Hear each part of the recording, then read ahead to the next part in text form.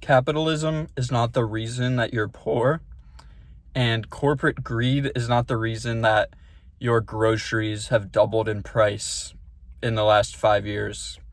There's only one reason that the dollar has lost 99% of its value since it was created. And sure, economic policy can impact prices on a short term. And sure, some companies can charge more than they necessarily need to. But blaming anything other than this one reason and this one factor for the reason that Americans are struggling so much, I think is just completely misguided. And I think if we all recognized this problem more and talked about it, then I think this country and this world would be not as divided and a lot more unified in moving forward to the future. And yeah, if I believed that corporations were the reasons that life keeps getting more and more expensive, and blaming specific politicians for inflation and the debasement of the dollar, yeah, I would probably be pretty angry and pretty hopeless as well. But since learning about this problem and really studying the history of money, I've become a lot more optimistic and hopeful about the future for myself and for my family and for humanity as a whole. And so let's just get into it. And that one reason, it should be pretty simple, right? Like, I don't understand why it's not more simple to most people, but the one reason that life has gotten 99% more expensive is the money printer, right? It's the fact that dollars are backed by nothing.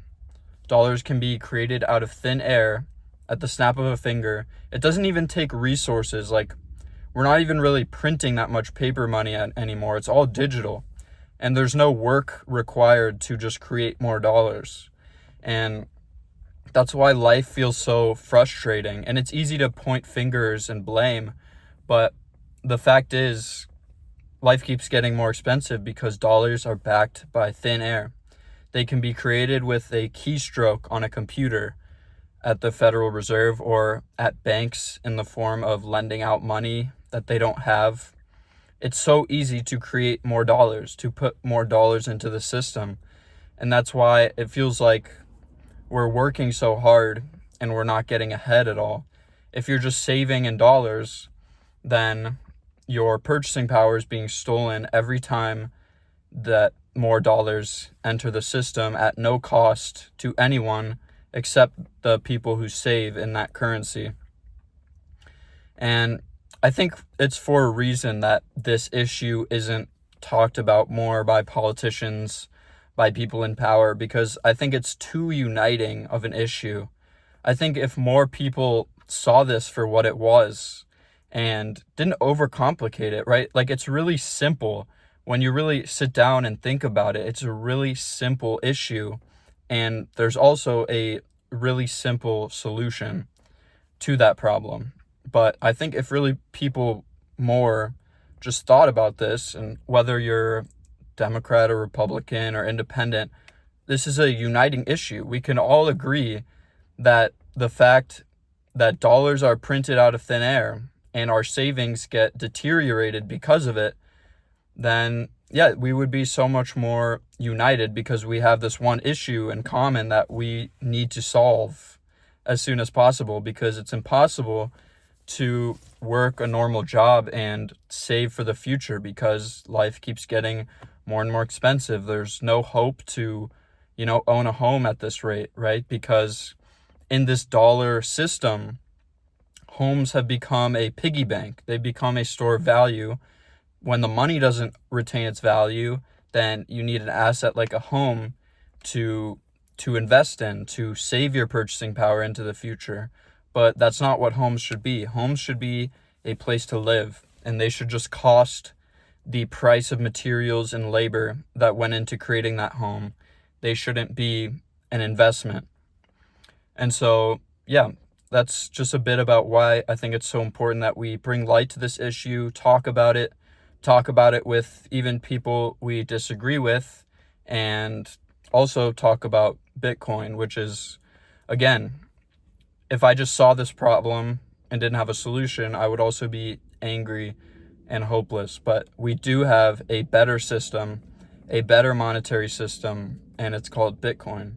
It was created in 2008 by Satoshi Nakamoto, a anonymous creator who gave Bitcoin as a gift to the world and took no personal glory, no personal fame for it, and just gave us this monetary network. And it's a monetary network that anyone, anywhere in the world, with any, technological device can access and can send value to anyone else, anywhere in the world. And it's a monetary network with a fixed supply that no one can dilute, right? If you're saving your time and energy, right, your work, your effort in Bitcoin, you can rest assured knowing that more Bitcoin won't suddenly enter the system, making your Bitcoin less valuable.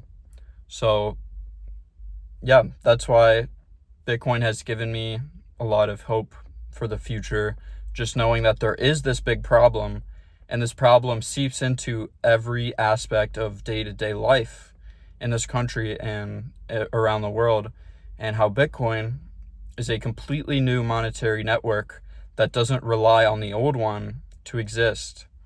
And it's an asset that I feel safe parking my time and energy in, because I know I can't be diluted, and I know that it only gets more scarce over time, and I know more people will continue to use Bitcoin as money, which I have done more and more every day, and there's more and more infrastructure coming out every day allowing for Bitcoin to be money, peer-to-peer, decentralized, global money, right? Just next month in November, have a business where I use Square, and Square is implementing Bitcoin payments on any Square terminal for businesses that accept payments using that software, which if you go to like most restaurants, not like chains, but more like local places, a lot of people use Square.